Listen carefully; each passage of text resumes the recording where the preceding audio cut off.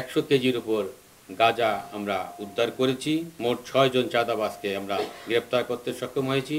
আমরা গতকাল রাতে খিলগাঁ থেকে এবং পার্শ্ববর্তী এলাকার একটি গোপন আস্তানা থেকে একটি রাইফেল, চায়না পিস্তল, 7.62, একটি তরাস ম্যাগাজিন, 9.9 mm 6 রাউন্ড গুলি, 7.62 চায়না রাইফেলের 9 রাউন্ড গুলি ও 6টি রামদা জব্দ করা হয়।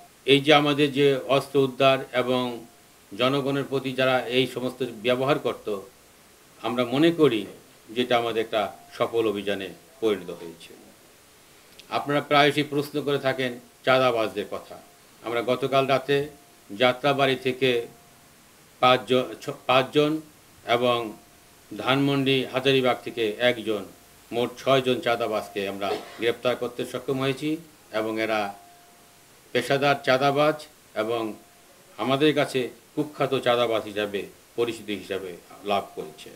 এবং ছিনতাইয়ের যে ঘটনাগুলি ঘটছে, চাঁদাবাজের পাশাপাশি ছিনতাইয়ের যে ঘটনা ঘটছে, আমরা কালকে মিরপুর থেকে 24টি মোবাইল সহ 5 জন ছিনতাইকারীকে গ্রেপ্তার, লালবাগ থেকে 2 জন, মতিঝিল থেকে 2 জন, উত্তরা থেকে 1 জন, সর্বমোট 10 জন ছিনতাইকারীকে গত রাতে আমরা গ্রেপ্তার করতে সক্ষম হয়েছি।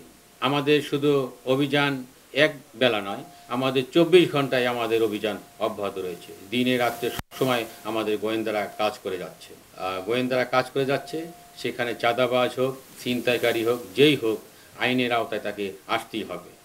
অবৈধ কোনো কাজ করলে তাকে আইনের আওতায় অবশ্যই আসতে হবে। আপনাদেরকে ইতিমধ্যে মাদক সম্পর্কে জ্ঞাত করা হয়েছে। তারপরেও আমরা যে মাদকের যে চোরাচালান হচ্ছে, আমরা যেখানেই সংবাদ পাই সেই তথ্যের ভিত্তিতে আমরা মাদক উদ্ধার করতে চেষ্টা করি।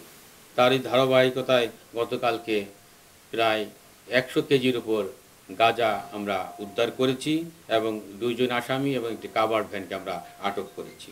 সাইবারে অনেক রকম জালিয়াতি হচ্ছে, সেই ক্ষেত্রে আমরা গতকাল রাতে সাইবারের 2 জন প্রতারক এবং ডাকাত হিসাবে পরিচিত এবং যার মামলা আছে সেই এরকম একজন ডাকাতকে আমরা গ্রেপ্তার করেছি। তো সর্বক্ষেত্রেই আমাদের একটা মেসেজ হচ্ছে, শুধু ঢাকা মহানগরী শান্তি শৃঙ্খলার পাশাপাশি সারা বাংলাদেশে আমরা চেষ্টা করে যাব শান্তি শৃঙ্খলা রক্ষার জন্য, বর্তমান সরকারকে সহায়তা করার জন্য, সরকারের নির্দেশাবলী পালন করার জন্য।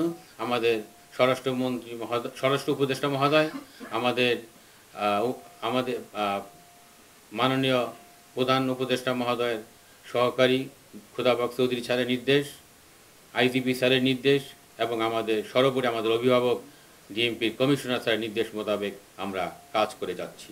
আপনাদের কাছে যদি কোনো তথ্য থাকে, সেই তথ্যর আলোকে আমাদেরকে বললে আমরা তাৎক্ষণিকভাবে ব্যবস্থা নিতে সক্ষম হব।